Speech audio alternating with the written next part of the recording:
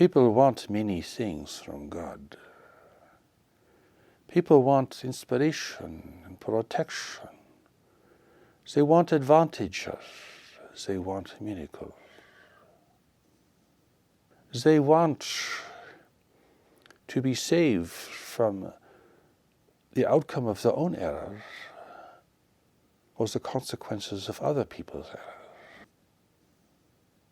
They want God to provide so many things for them without asking anything in return. They do not want their lives to be directed or impacted, restrained,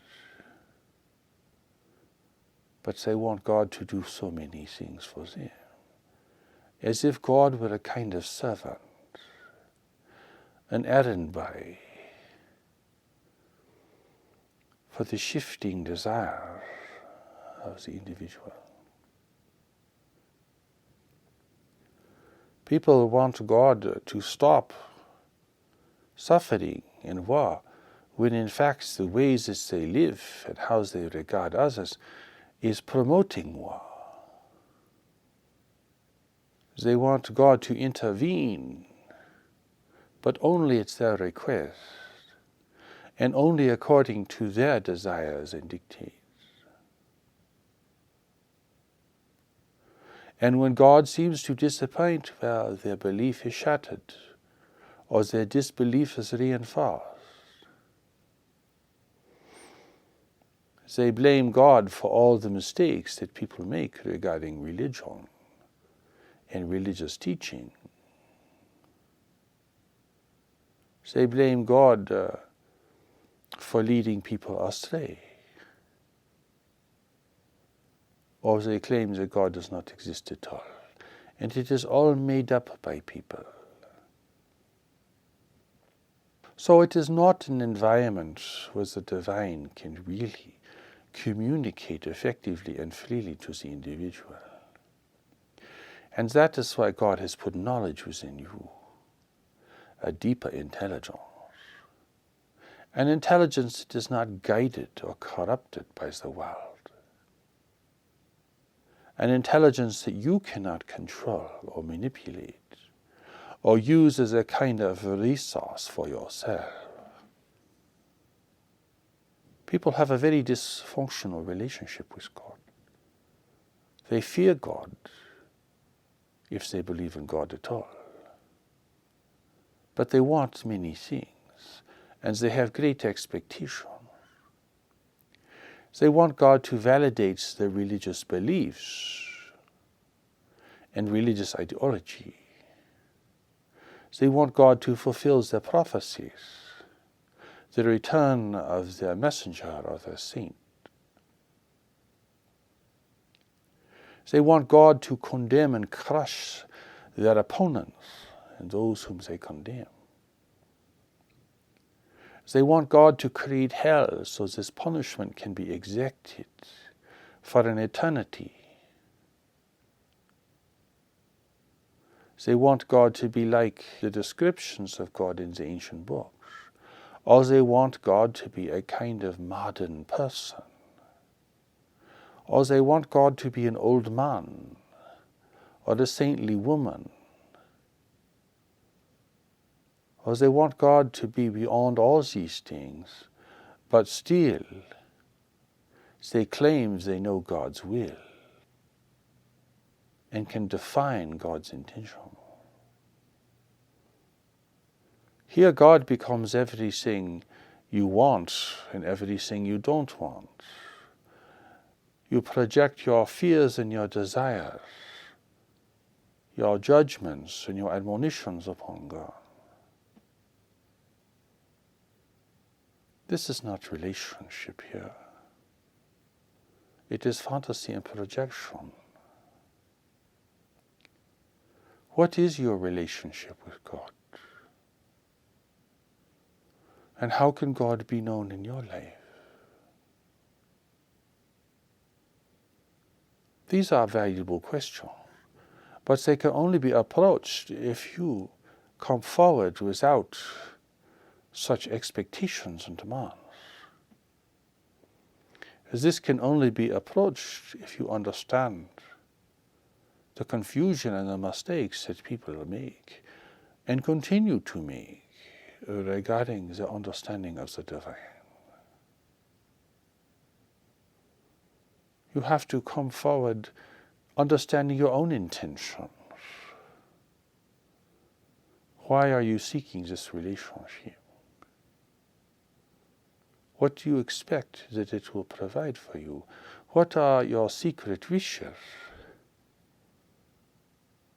What do you want to hide from God? What is it you don't want God to know about you or your past behavior?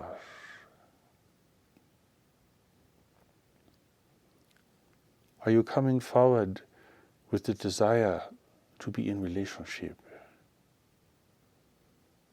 alone, or are there other incentives that are operating here?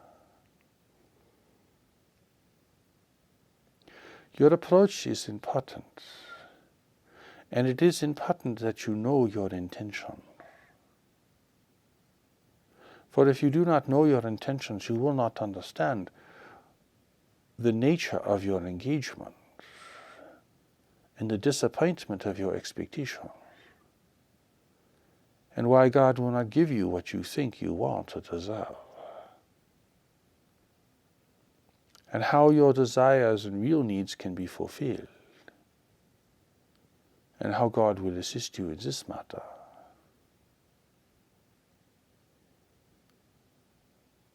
People seek power in God because they do not feel they have any power.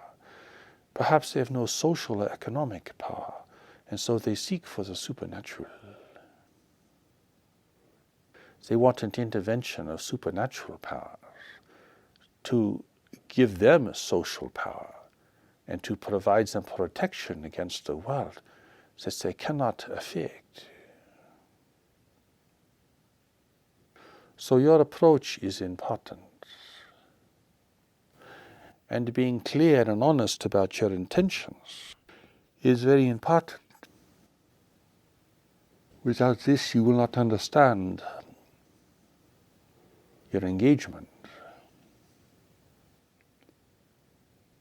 God will seem to be unavailable or non-existent or unresponsive to your requests. If you come only as a petitioner or as a manipulator, then God may not become apparent to you in your experience. This is a problem for the intellect, for it is filled with needs and fears. And if it has become clever and manipulating, perhaps it will not even understand its own deceptions. It is really a matter for the heart, you see. For it is a deeper urgency that brings you to this relationship, beyond what you think it will do for you. It is like a natural attraction, a gravitational pull, you could say, bringing you to this relationship. Where you meet God is at the deeper intelligence that God has placed within you, an intelligence called knowledge. Aside from visions or supernatural events or other kinds of things that are often not authentic, this is really where you meet God.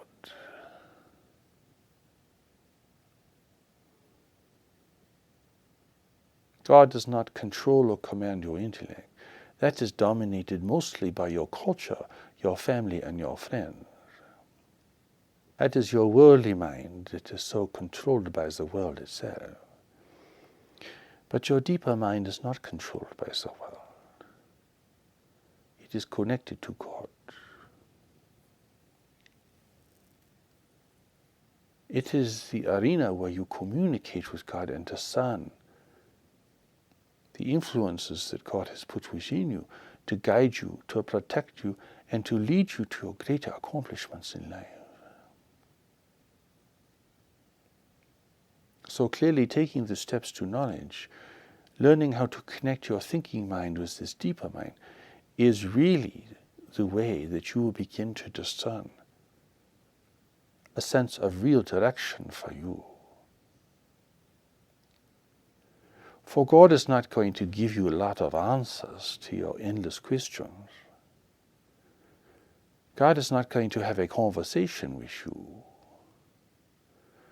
God is not going to be your friend that you chatter with all day long.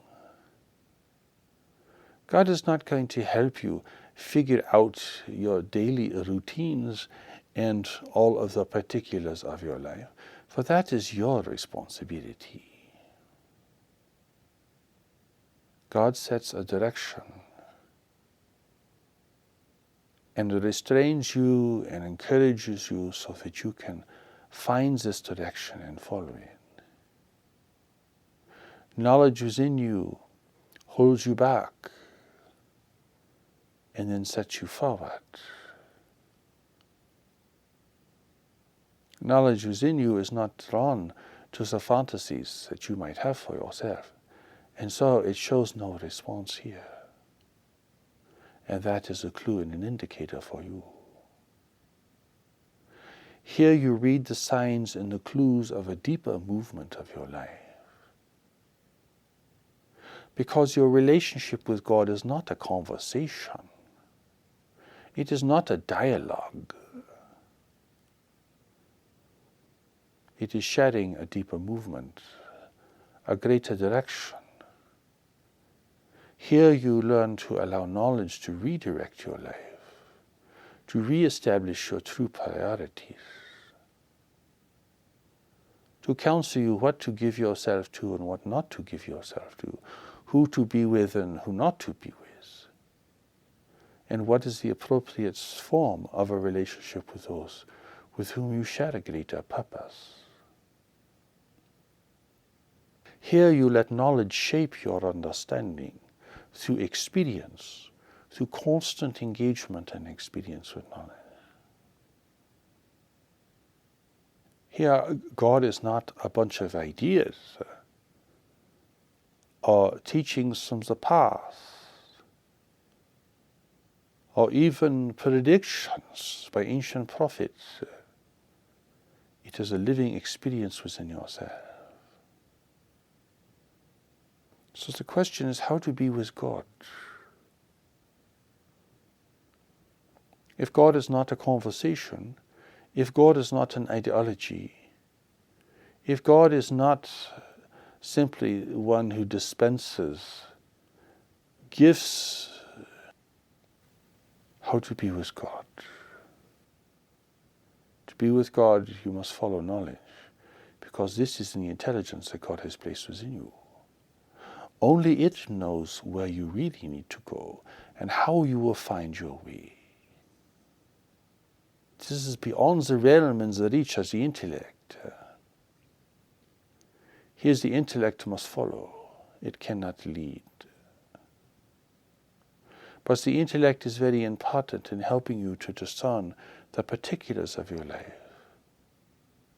It has a very significant function in helping you to discern particulars of your life, to manage your affairs, and to deal with complex issues, to deal with technology, to deal with time, to deal with engagements with others. But it still must have the guidance of knowledge to really be productive and constructive for you.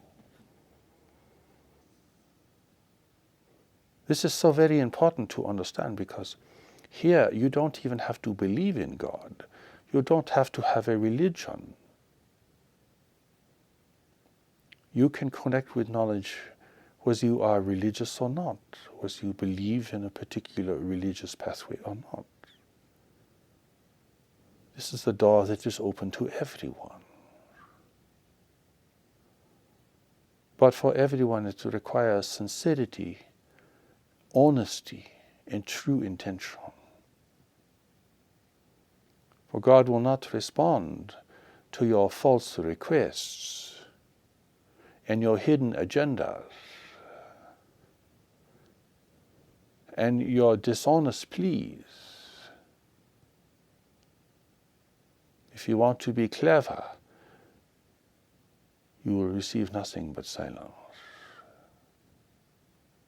If you want to be shrewd, you will receive nothing but silence.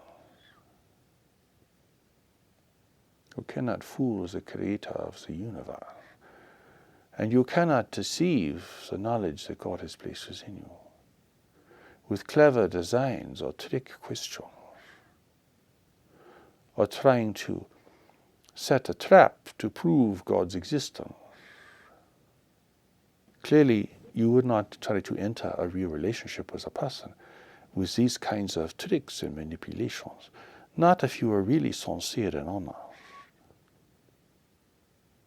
And there is always an element of trust, of course. But in this case, it is really about trusting something deeper within yourself, rather than in a foreign power or an incomprehensible deity, or in some kind of personification of God that was constructed in antiquity. It is about adhering to a greater power within you. Even if you are not sure that God exists, you will be connecting with God and following God's pathway if you can find and follow knowledge within yourself and build the patience and the discernment and the discretion that this will require of you. You can search the world over for God, but God is right in sight. The intelligence that God has placed within you is right in sight. What is going to reunite you with God in reality and in a way that is really honest and truthful is right inside of you. And it is inside of others as well. For knowledge will speak to you through yourself and through others. For knowledge is here to end your separation, to end the nightmare of your separation, the hopelessness of your separation, the unreality of your separation. And knowledge is going to do this by reconnecting you with knowledge itself, reconnecting you with others, reconnecting you with the world, connecting you in such a way that your real gifts and contribution can come forth, given the real needs of life around you. This is not about praise and worship. It is about participation and contribution. This is not about building temples and prostrating yourself. For if you cannot follow what God has placed within you to follow, then none of this will mean anything at all. It is only an expression of your ideas and your arrogant views. And whatever you create from this will have no inspiration in it. Your temples will be empty.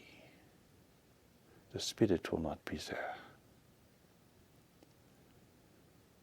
But those who build temples, because that is what they are driven to do, they will have Spirit and presence there. Those who give in the simplest way to others, take care of the person in need, contribute to the community in the simplest and most mundane fashions, there will be inspiration and presence. You come to know God by doing what God has given you to do. And by doing this to the best of your ability. And learning along the way what this really means, what it requires of you, and what it reveals to you. People can argue incessantly, competing with their different religious ideologies and beliefs. But if they are following knowledge, they will not have any real issues of contention with one another. And that is why knowledge is a great peacemaker in the world. You may fight wars over ideas, but knowledge will never engender conflict. This is going to require a lot of work and focus on your part. It is not a casual pursuit. It is not something you do once in a while. You do not have a casual relationship with God. For you are sent into the world to contribute certain things in certain situations with certain people. A mission that has brought you into the world is not a casual relationship. It is not a simple friendship. It is not simply you go to God once in a while when you need guidance or relief. That is not a relationship. So when you decide to get serious about your life, you begin to recognize that you're really here to do something important, and that your current affairs do not reflect this. Then you will come to this relationship with greater and more sincere intention. Not to have simply one contact, but to have an ongoing engagement. This engagement will purify your intentions and refine your understanding, because God is not going to give you everything you think you want. Here you are yielding and following something, and using your skills and your intelligence to learn how to discern what is real from what is unreal, what is good from what only looks good. This will lead you to reassess your own intentions and values and goals. And you must be willing to go where knowledge wants to take you, or you will fight and struggle and will not understand the real nature of this engagement. This relationship will grow over time because it is so immense. At first it will seem an adjunct to your other relationships, as if God was some kind of a distant counselor. But over time this relationship will become more fundamental and more central to your life and your efforts. Here, instead of just giving you what you want, God gives you things to do, constructive activities, things that will renew your life, things will get you out of trouble and break your attachment to dangerous or unproductive relationships. Because knowledge is moving you in a direction, you will have to follow that direction, and to do that will begin to clarify your life and give you the freedom to follow a greater power that dwells within you. Beyond the freedom to eat and to sleep and to live in basic security, this is the great freedom. To be inner directed rather than outer directed. Not by your ambitions, your addictions, or your desires, but by the power and presence of knowledge within you. You see, God guides you without dominating you, without conquering you, without taking you over. Because this is a natural attraction. This is attraction of love and affinity. You know God because God can only be known. This is not a product of belief. This is greater than belief. This is affinity. It is profound experience. And you will not have this experience very often, you see, because God wants to keep you in the world, contributing here. If you experience the ecstasy of your connection with God too frequently, well, you would not want to be in the world, dealing with its difficulties and its challenges. So God limits the engagement to keep you in the world, focused on the world, and on what you must do today and tomorrow and the days to come. Seeking to lose yourself in God, well, that would defeat your very purpose for coming into the world, you see. If you could understand how much work it took to bring you here, how much had to be arranged, how much effort has been placed in your behalf to bring you here and to attempt to guide you, despite your grievances and your ambitions and everything else that is pulling on you in the world, you would really begin to appreciate your importance here and the value of your existence. So God does not come and conquer you and enslave you and dominate you harshly. God draws you naturally, inexplicably,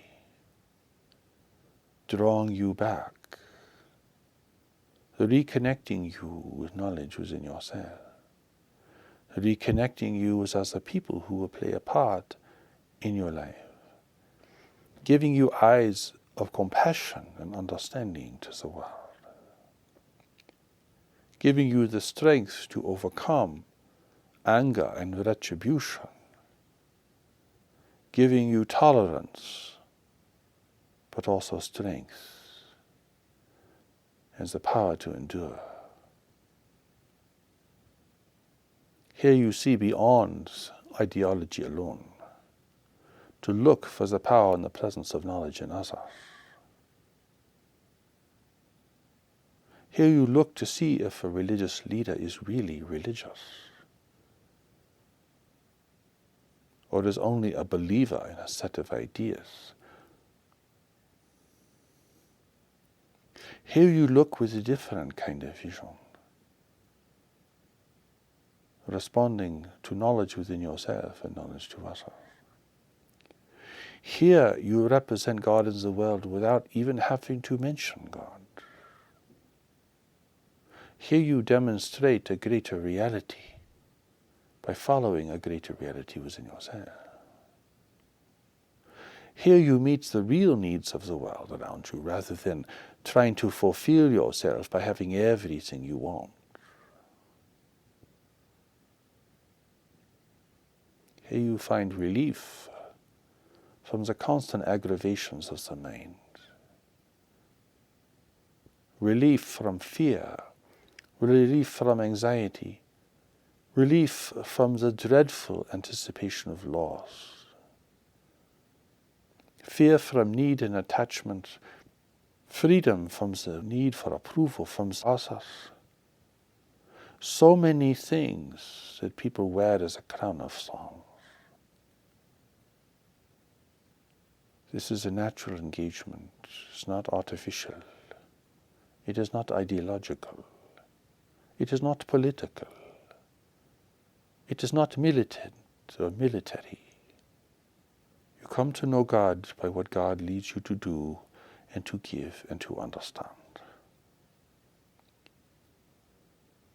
Then you know God in such a way that you can be in the world and be focused here. Here you become a vehicle,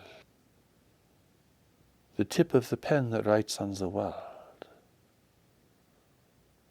Here you become the person who moves others and assists others and helps to preserve and renew the natural world that has fallen under destruction and deprivation by human greed and ignorance. Here you are not governed by the consensus of people, or by political persuasions, or by religious extremism, or by economic principles. You have a greater strength now, a greater adherence within yourself. And you know God slowly here, because your focus is to realign your life with knowledge. and to provide a new direction for you. A direction that was always there waiting for you, which you now finally have the freedom to discover and to follow. Here you find freedom from the thousand seductions and deceptions that exist all around you, and that circumscribes the lives of so many people. Here you are not caught up in the dreadful struggle within yourself over what you want and what you must do to have what you want. This is such a great freedom, you see. And what replaces this is the power and the presence of knowledge. Here you begin to understand the great challenges and the great contributions of God's messenger. Here you see that life is really about something else. It is different than what most people believe or adhere to. Here you are prepared for heaven because you are re-establishing your life within the context of real relationships with others, with yourself and with the world. For heaven is a state of profound relationship. But you cannot enter this state if you can't be in relationship with anyone or with yourself successfully. For how could you return to a state of total relationship when you can't even be in relationship with one person successfully here? So you see here how the world is a training ground, a preparation, not only to contribute to this time in this place, not only to be inspired and to inspire the lives of others, but also to prepare you for a greater existence beyond the world. Here there is no judgment day. You're either ready or you are not to move into a greater existence. If you are not, you will have to continue to work at this level of existence until you can gain the ability to overcome your own prejudices and your own bondage, to find the freedom to experience and to follow knowledge. God is not interested in your ideology.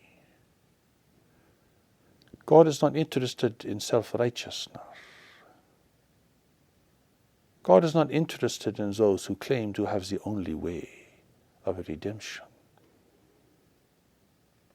God is not interested in those who think they know how to harness humanity and to govern it according to a set of principles alone. God is not interested in assertions of personal power and wealth. God is not moved by beauty and charm or cleverness. God does respond to honesty and sincerity and the expression of true needs. And knowledge becomes activated within the individual when this great relationship is really sought. And the person is prepared to follow instead of trying to control and dominate. This has nothing to do with asceticism or monasticism, for those roles are only assigned to very rare and unique individuals. For the plan of God has to do with people being in the world, serving one another, and taking care of the world itself. There is so much to unlearn that it could be said that your progress is really a progress of shedding, unlearning, and setting aside things that before seem to dominate you and your perception of the world. God frees you so that you can follow a greater direction and gain a greater wisdom and discernment in life. This is how you know God. Because here you are doing what God has sent you to do. You are following your deepest and most natural inclination. You are fulfilling the need of the soul. You will not know God through fervent spiritual practice, or through trying to become a perfect person according to your parameters and criteria. It instead is a more natural progression that re-engages you with life and people in the world. This is the natural way. This is the real way. This is the way that all the great saints have emphasized. This is the way of the heart. This is the path of knowledge. Take away ritual and miracles, pageantry of religion, and what you have the individual's choice to follow knowledge or not. To communicate what knowledge has to communicate or not. The natural attraction of God or all the other attractions in the world. Knowledge will teach you to what degree you must give up these other attractions. But it will not rob you of the simple pleasures of being in the world. The joy of fellowship, wonderful food, the experience of nature, the appreciation of art. Knowledge delights in giving you these things. But it will take you away from that which is destructive or disorienting or is deceiving to you. You want to know God because you want to know who you are. And who you are is a contributor sent as well from God. But to know this, you must follow the intelligence that God has placed within you. For only it knows the way, and only it can help you to discern what is real from what is unreal, what is correct for you and what is not correct. It is only knowledge that will free you from condemnation of others, to give you eyes to see, ears to hear, and the desire to know the true direction that you are sent here to follow and to contribute.